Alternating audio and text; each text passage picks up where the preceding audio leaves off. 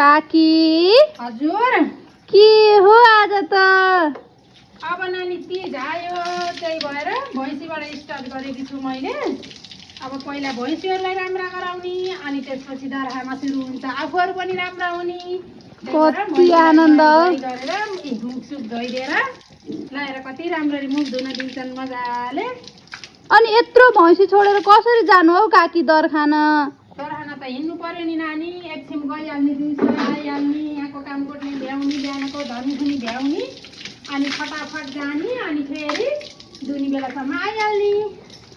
रमाइलो पनि त गर्नु पर्यो नि, होइन र? पर्यो नि काकी। अनि आज किन नि बाल्टीले नुहाइदिएको फेरि?